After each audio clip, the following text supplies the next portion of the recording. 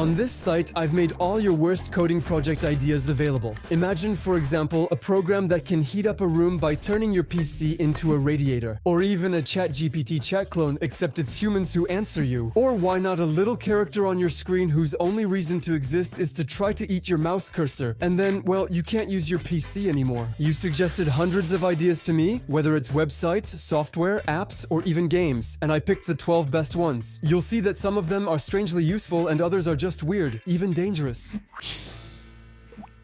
The first idea comes from Shisoka. Create software that allows you to turn your computer into a heater. And as we're experiencing a record-breaking heat wave in France, why not try to set an even better record ourselves? But honestly, what we're doing probably won't make any difference. And actually, it can even be eco-friendly in winter. The technique we're going to use is really interesting. A PC, well, paradoxically, is already an electric heater. All the electricity that goes into it ends up almost 100% as heat. The only difference with a real heater is that your PC is doing calculations. I'm not going to claim this is a miracle way to heat your apartment, since what we'll code could wear out and harm the PC. You should know that a processor can draw 250 watts of electricity, and a graphics card like an RTX can use about 450 watts. If we push them to the limit, we can hope to generate 700 watts of heat if the software I created is running. This software is designed to run the processor and graphics card at full capacity. Here we can choose the heating power we want, and we can activate the thing that... There, it just went crazy. Actually, it's running millions of calculations. And it generates some not so complex graphic renders that require a lot of resources, and the goal is to keep the PC running at full capacity continuously. It's the same kind of system used by software like Firmark, which is basically used to test PC stability, and now, well, I can just hear the PC. I don't know if you can hear it, but it's heating up. The really cool thing next is this. While it's running, I added a real-time graph of the PC's internal temperature. The PC has sensors to monitor everything, and we can access this data with code. Usually, it creates an upward graph since the temperature is rising, showing my system works. To illustrate, here's a shot of a thermometer next to my PC. So here, I'm showing it to you in a time-lapse. If everything works, normally, well, the temperature in the room goes up. We've created a heater.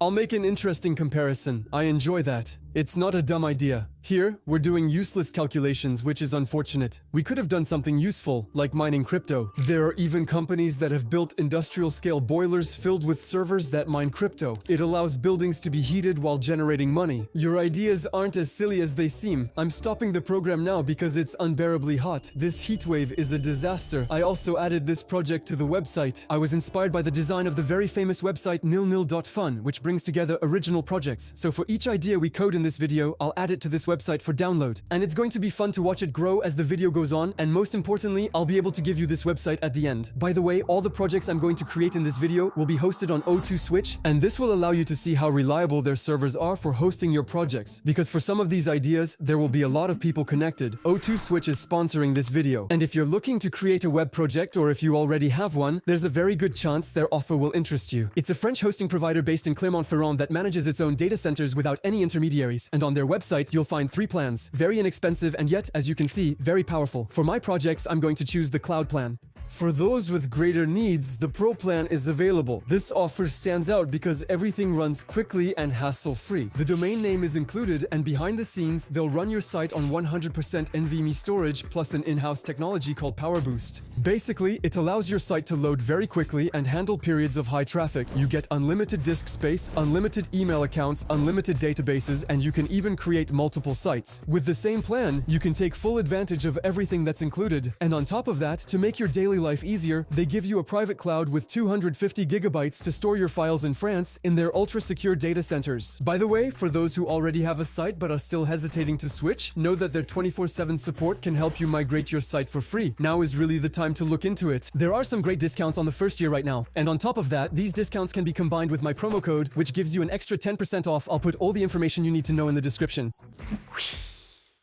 Sola Solal DB suggests an app that wakes you up when you fall asleep. I think it's both funny and horrible. We're going to test it on me, so I'm not looking forward to it. Basically, I totally imagine an alarm clock that you can turn on, but you can't choose the wake-up time. It's the alarm that decides to wake you up when you're in deep sleep. When you sleep, you go through several sleep phases in cycles of about 90 minutes. There's light sleep, deep sleep, and REM sleep. That's the one where you wake up. Deep sleep is the most important. That's when your body really recovers. It's also the worst time to wake up. If If you're pulled from deep sleep, you'll feel knocked out. I think you've experienced that kind of wake up before. Well, that's exactly the goal of the alarm clock we're going to code to wake us up from deep sleep. It's something that's possible. That is, we can know which cycle you're in when you're sleeping. There are apps that have made a business out of this. For example, Sleep Cycle or Pillow. Basically, they use the phone's microphone. In light sleep, you move a bit. You can hear the sound of the blanket. Even your breathing is irregular. Whereas in deep sleep, you don't make any noise anymore. Your breathing slows down. There are algorithms on the internet that have trained AIs on sound data recorded during people's sleep. So they manage to be fairly accurate. We're going to make a simple system that ensures if there's no noise at all for 20 minutes after a period where there was movement, we'll consider that the person has entered deep sleep and will activate an alarm. As for the interface, it looks like this. I've recreated a real alarm clock application. The difference is that there's only one possible alarm, and you can only activate or deactivate it. Obviously, you can't choose the time. When you activate it, the analysis starts. At the beginning, it does a calibration. It records ambient sound to filter out background noise like a fridge or fan, so they're ignored. You can then see the detected sound and the app's interpretation. To test if it works, I suggest we try it under real conditions.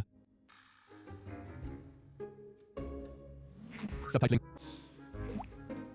AlphaTop suggests that we create an artificial intelligence, but where humans are the ones responding to other humans, whether it's to answer questions or, for example, to generate images. I promise, this will be the only AI we make in this video. And actually, well, it's not even artificial intelligence, because here we're going to rely on human intelligence. We're adding the reversed ChatGPT card to our site. Inside, I recreated the real ChatGPT interface exactly. So first, when you open the page, you have to log in with a Google account. That will paradoxically help us limit bots. We only want humans. Here, we're anti-bots. And then, we're asked if we want to ask a question or play the role of the AI. If I click on Ask a Question, I can start regular chats. So here, I can type, I can even add an attachment. And when I send it, the AI starts thinking. Of course, it might take a little bit of time to get a response. On the other hand, if someone had clicked on Play the role of the AI, they have access to all the conversations that are created live. And if they choose a discussion, it locks it. No one else can join, and they have 30 seconds to respond. I suggest we share this program with the almost 25,000 people on my Discord, and we'll see what happens. I'm really looking forward to seeing if people will be creative or if they'll take it literally. I expect there will be some crazy stuff, so that's also why I added moderation features to the thing. And I have 7 teams of moderators who will be monitoring the chats at the same time to make sure nothing crazy happens. We'll see if we need to ban a lot of people. Okay, I'm announcing the reverse ChatGPT chat. Here we go. Okay, we already have the first questions. How to be rich? How to kill someone? Alright, ban close.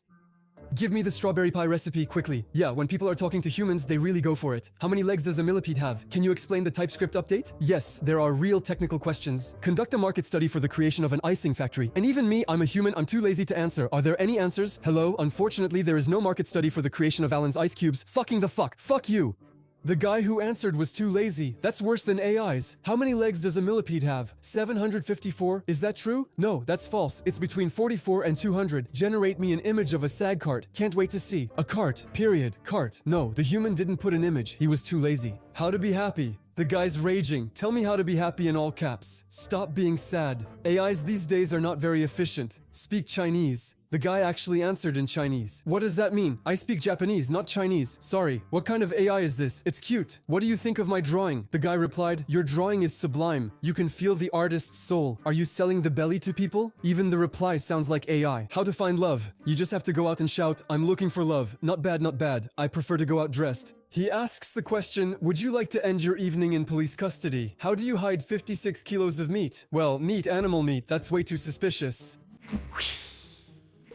So, thanks to ResD, we're going to create couples. Well, the worst couples. He suggests we create a dating app for people who have nothing in common. So, here's what I suggest. I tried to recreate a Tinder-like interface so people immediately get that it's a dating app, and actually, well, we're not going to ask people to upload photos of themselves, we don't really care about that. Everything will be based on a personality test. Right at the start, we ask for the first name, a Discord username, age, and an email. The little trick at this stage is that if someone says they're under 18, I IP ban them from the app. Honestly, I don't want to cause any problems or have any bad encounters, so obviously minors won't be able to take part in this experiment. Then there's a whole set of questions that you answer with yes or no. It's a real personality test. I got inspiration from a lot of online tests. I reused quite a few questions. There are really a lot of them. The goal is to profile the person as accurately as possible, and then, based on all of someone's answers, we run a request to ChatGPT to create a profile of that person. The experiment is much more effective than just making a simple numerical score, and in this case, there you go. I answered all the questions to test it. This is my profile. I don't know what to think about it. Here I am. I'm this person. It may not be super reliable, but it'll do. When we've gathered hundreds of profiles, we'll activate a second AI that will cross-check everyone's scores to bring together opposite pairs. Similarly, using an AI instead of just a score makes sure that everyone will be matched with someone. When a match is made, we email both people the other's Discord username so they can connect if they want. Maybe opposites attract, maybe we'll create real couples. I shared the app link on my Discord. I'll show you some screenshots later of subscribers sharing their feedback. We'll see if we've created any couples. This is really a crappy idea. I started this project on my Discord. This is the button that lets me run the first matches. Every time I press it, it matches all the people waiting. Okay, let's start matching. I'm really scared of what's going to happen. Matching in progress. This may take a while since it sends requests for each person. For example, these two match at 71%. I'll update you later in the video. If there's any news, if we see that some people actually talked and argued right from the first messages, or maybe opposites attract and in the end it could be a good idea. This time we're going to create a little game. Meridoc suggests we make a ridiculous simulator, more specifically a game where you play as a stool. There you go. We still need to come up with a game mechanic to make being a stool fun. A stool doesn't move, right? I'm going to try to create an ultra-realistic game to really push the joke and make it funny. Obviously, to try to make a complete game without spending 3 weeks on it, I'm going to use Claude Fable. I'll set myself a time limit of 8 hours to iterate and make something, and I'll get back to you as soon as I have something that seems fun to me. Stool simulator. You play as a stool. So far that's it, you get the concept. After that, I still had to find a goal for the gameplay. There's a little bit of lore too. We're the stool from the Petit Zinc, and here's the little cutscene. This is the Petit Zinc. 4 legs in a row, a seat worn by 20 years of customers. You wouldn't think it, but stools have stories. Marcel, our boss, tells us to get to work and sets us by the counter. The day starts and we've got Big Lucian, so the AI chose that. I don't know why, but he's a 120-kilo delivery guy, 120 kilos of good vibes, and he sits on us. And now, everything happens here. This is where the gameplay is. Basically, if I do nothing, there you go, the stool has tripped. We lost. I think you see where I'm going with this. The goal is to make sure the stool doesn't trip. And for that, we have to press WASD to try to regain control. Basically, we've got Lucien swinging all over the place, and there's a level of precision that's shown below. The comfort. I wasn't doing well, but managed with 82% comfort, I could have done better. And as the day goes on, time will pass, and we'll have more and more people coming to the stool, each one harder than the last. And the goal? Well, it's to get the best comfort score by the end of the day. Here you see, we've moved on to the afternoon. Now we're going to handle 3 clients in a row. We've got the one in a hurry, so it doesn't last long. Here, it lasts just 6 seconds, but he moves a lot. My score is terrible, 52%. The afternoon is even worse. It's the regulars' time, the ones who stay. We've got a writer settling in, and if I remember correctly, the writer is the worst. She really rocks back and forth like crazy while she's reading. Honestly, it doesn't look like much, but I promise you, it's actually a little satisfying to play. I'm pretty happy with how it turned out. No, now we've got a kid, they're the worst. He's swinging his legs. I know what I'm playing, it's a stool simulator. And finally, it's the final boss. We've got the singer. Yeah, the light comes on, it's nighttime. And now Josephine comes up, and Josephine, she stands up on the stool. So, no, I lost. Let's start over. Come on, come on. No, stop, Josephine. Calm down, stop. Who sings like that? Such focus. Honestly, it's awful. Damn, I was 3 seconds away. 3 seconds. Finally, really, the engine can show you how many times I had to start over with Josephine. She's too hard. We got 6,647 points out of 10,000, comfort 66%. Alright, next idea. Testis Dev is asking us to create a URL lengthener. You probably know those sites that let you turn a really long URL into a short one to share it more easily. Behind the scenes, it's just a simple redirection system. We're going to try to do the opposite, meaning increase the size of the original URL by about 50 times, make URLs that look like this. This is a super easy idea. Look here, I already have a working interface. You can log in with Google. A single account can have up to 5 lengthened URLs. For example, if I enter a URL to let you subscribe to my YouTube channel, I can lengthen it. There you go. There are strange keywords and parameters making a messy URL. I'll paste it on Discord so you can see how much space it takes. And yet I can click on it and it redirects me to my original URL to subscribe to the channel. You know what? I'll even put this URL in the description. Feel free to click on it. The nice little thing on top of that is that on our account we can see the number of clicks on the URL. We can see if we manage to convince people to click on this thing, which isn't easy, you know? I think when people see this, they'll think it's a virus. Mario Blocks suggests we make a program to change the PC's volume by drawing a circle, so it's clearly inspired by that website that got quite a bit of attention. You draw a freehand circle with the mouse and receive a score from 1 to 100 based on its accuracy. This matches the PC volume range, making the connection clear. So it's quite niche and nerdy, but it reminds me of a front-end developer trend to create the worst web components. Here's my contribution to that. I started playing some music in the background so you can notice the effect, and here on this interface I can draw a circle. So I try several times, and you can see that the volume changes each time. It's pretty hard to draw a perfect circle to set the volume to maximum. No, okay, this one is not bad. And if you ever want to turn the volume all the way down because, I don't know, someone walks into your room, you just draw a crappy circle. So in that case, it's really useless, honestly. We have Envirotex33 who came up with a program that would add Root, my mascot, to our PC, except its goal is to always walk toward the mouse cursor and eat it. If it manages to eat the mouse cursor, well, we can't use the mouse anymore. It's funny because it means that in real life, you'd better never rest and always keep moving to work. Here's a small Python script for that. I also had Luna, my graphic designer, make a pixel art animation of Root walking. It's really cute. If I run this command to launch the script, it starts in the background and Root appears moving around. You'll also notice my cursor is bigger. That's normal. The technique I'm using is that I replace the image used by the OS for the cursor with a custom image, and that allows me to make it so that, look, if Root eats the cursor, he eats it bit by bit. We replace the cursor image with a cursor image that has fewer and fewer pixels as it goes, and at the end, well, we even use a completely empty image which makes the cursor disappear, and I think it works really well. I started over, there we go. Now I'm trying to do things, and you see, well, you can see that it's terrible. I always have to keep moving even when watching YouTube. I can't just sit still. I keep moving the cursor so Root doesn't get too close. Root is cute, but it's really annoying. Don't worry if the cursor disappears. It returns in about 10 seconds. Otherwise, we'd be stuck, which would be more annoying. Imagine if your PC was pay to win. That's Zaction's idea. Basically, every action, like right-clicking, creating a folder, opening an application, would literally cost you a few euro cents. That would be a terrible business model if an OS tried that. I can see an OS being free but requiring constant payments. What a nightmare. So, here's the fake, unofficial premium Windows Pay to Win edition. At the beginning, there's a page that lets you buy credits. So, I put a fake Stripe button just to make sure people don't actually pay. I don't want to make money off this, and I really don't want Microsoft's lawyers showing up at my door, so let's just imagine we're buying credits. From there, every action I take lowers my credits, shown next to the cursor. When I hit 0 credits, I try to do a bunch of things. And there you go, a window pops up. The window to buy credits. And as long as I don't buy credits, well, this window blocks my screen. It's a disaster. And then you realize that even if an action costs like 2 cents, since we're always clicking, opening apps, tabs, videos, after about an hour, I think we would have already spent 25 euros. Please, let no one ever invent this.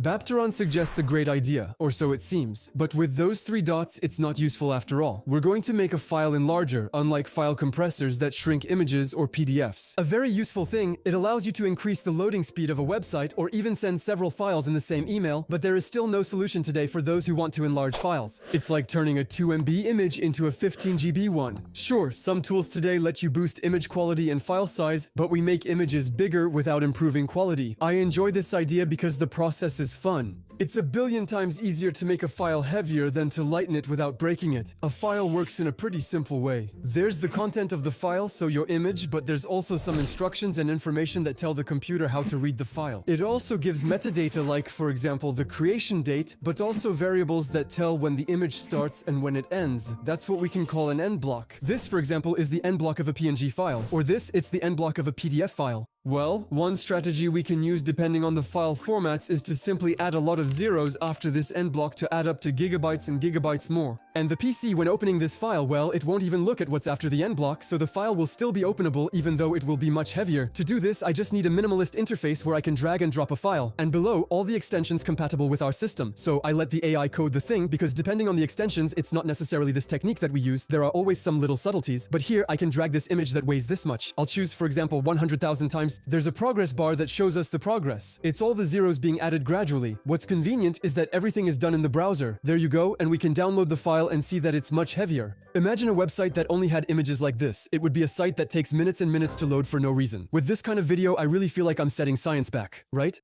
Do you remember our reverse Tinder? Did we manage to create any couples? Listen, I'll share some screenshots from subscribers that I received. Feel free to pause if you're interested. I have mixed feelings about the experience, but I expected that. Now, to know if people actually match, well, they have to talk for several weeks. If any subscribers became a couple, let me know in the comments. I'm really curious. Honestly, I don't believe it. Now, I think we're really getting into dangerous ideas. Parsival is suggesting we create a program that gives everyone access to my PC. I already did a similar project where I made a shared browser and everyone controlled it at the same time. The problem was that since everyone was trying to move the mouse at the same time, well, it didn't really work out. We're trying a different approach. This is a real-time interface on a dedicated, isolated PC I set up just for this experiment. I didn't want to use my own. Actually, it's kind of an enhanced video stream. Everyone can see the PC's screen. It's like a live stream. Well, sometimes you can't do anything. It's really just a video. And as you can see here, every 10 seconds my program will randomly pick someone from the people connected to this page. And then that person will get access to control the PC. They'll really be able to move the mouse in the video, click, type with their keyboard, and everything they send as a command will be transmitted to a program on my PC, which will reproduce them. So, each person has exactly 10 seconds to do whatever they want before control switches to another random person. I think this technique could lead to some interesting results. People either work together to do something smart or just take turns messing around. Okay, I'm making the announcement. People have access to my PC. What's gonna happen? Yeah, it's the people, but they're already starting to do things. Okay, makes sense. Now, Gale has access to the PC for another 4 seconds. What is he going to do? He's doing nothing. Now it's Amel's turn. She's opening something, she's starting to open the files. He goes to the desktop and it's already switched to someone else. Fort to fix. What will he do? Will he keep going? Now it's Saba's turn. People don't realize when it's their turn, so they react slowly and waste time. Saba went online, started typing, then it switched again. I think 10 seconds isn't enough. Someone went on YouTube and typed in Ion, but what does he want to do? Maybe he thought I was logged into my channel and wanted to do something crazy. But no, I set up a clean PC, guys. I'm not crazy. Someone's typing Python code and trying to install an application. That doesn't reassure me. Apparently Geophoto, but the next person disagrees and searches Zan Labs on Google. What is he doing? Is he promoting his Twitter? Meanwhile, 80 people are still connected. Maybe he can get some followers by doing that. He puts his YouTube. No, someone clicked stop to close the application. It was bound to happen. We're restarting the computer, so we'll lose some people. They restarted LOL. No, everyone is raging. Why did someone shut down the computer? It's not funny. I turned off the PC LOL. It was you, Lucas. Well, let's restart. There's a guy who wants to play chess. No one will play the game, but if they did, they could play chess. Someone is on my site. A guy wants to control the PC from the PC. That would create a mirror effect, which is funny. You need to log in with Google. I don't think he had time. And if someone logs in with Google, it's kind of crazy to do that. And no one will dare to log in. Who's going to sacrifice a Google account? We have someone who's playing a little game of hidden paint on Pocky.com. Yeah, it's the guy who's totally at ease. It's like he's doing a gaming stream in front of 100 people. There are 100 connected. Oh, someone is opening a command prompt. What is he going to do? It's kind of funny. It's cute. It's a little text animation. That's what it looks like. He could have done something crazier, like install a virus using the command line. It's cute. I'll give €5 to anyone who installs a Trojan. Some guys, I really don't want them on the PC. Someone went on Google Maps hoping to see my place. Good thing I didn't do this on my own PC. Imagine the mess. Well, unfortunately, the experience doesn't really lead to much. Every time, people just don't coordinate. They're advertising themselves and trying to shut down the PC. Nothing is particularly funny. Maybe I should have given them a specific mission.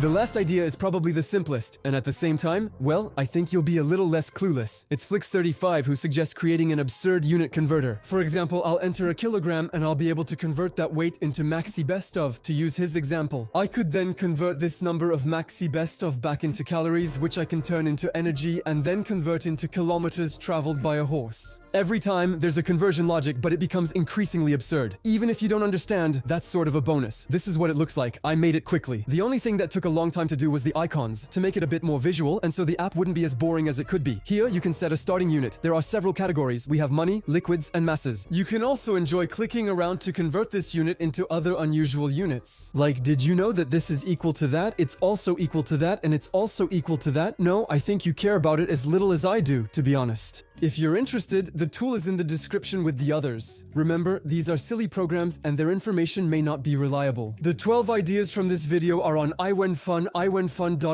The link is in the description along with the 20-line link that works and lets you subscribe to my channel. Try it out. Finally, here's the link to O2 Switch for hosting your web project. This is Iron. Kisses.